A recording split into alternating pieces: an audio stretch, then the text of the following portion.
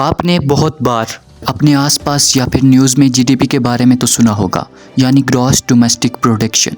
आखिर ये जीडीपी है क्या? देखिए, ग्रॉस मतलब टोटल और डोमेस्टिक मतलब किसी भी मुल्क के अंदर और प्रोडक्ट में आते हैं गुड और सर्विसेज जो एक साल के अंदर प्रोडक्ट हुए हैं। देखिए, पैसा सिर्फ दो ही तरीके से कमाया जा सकता है, या तो आप कुछ प्रोडक्ट करें, कुछ लोग कार प्रोडक्ट कर रहे हैं, या फिर आप कुछ सर्विसेज दे रहे हों, जैसे डॉक्टर, इंजीनियर, लॉयर।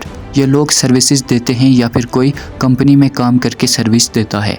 इन सब गुड और सर्विसेज की जो वैल्यू होती है, वैल्यू मतलब आपने 100 रुपये में कोई बोतल ली है तो 100 रुपये उसकी वैल्यू हो गई। अब एक साल के अंदर ये जितने भी गुड्स और सर्विसेज की वैल्यू होती है विद इन अ कंट्री, उसको जीडीपी बोलते हैं। अगर यूएस की कोई कंपनी पाकिस्तान में आकर कुछ बनाएगी तो वो पाकिस्तान की जीडीपी में काउंट होगा और वो यूएस की जीडीपी में काउंट नहीं होगा। अगर जीडीपी किसी मुल्क में ऊपर जा रही है तो उसका वाज़ेह मतलब ये है कि कंट्री में प्रोडक्ट ज़्यादा हो रहा है, मुल्क की इकॉनमी बेहतर हो रही है।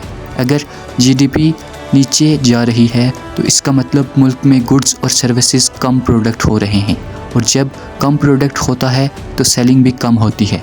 जीडीपी से ही हमें अपने मुल्क की हेल्थ का पता चलता है, तो इसी की बेस पर हुकूमत पॉलिसीज़ बनाती है।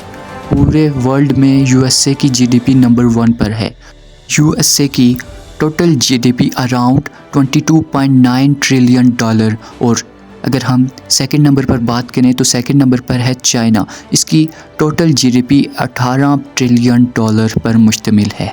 अगर किसी भी मुल्क में जीडीपी रेट बढ़ेगा तो वहाँ पर अनएम्प्लॉयमेंट कम होगी, ज़ाहिरी सी बात है।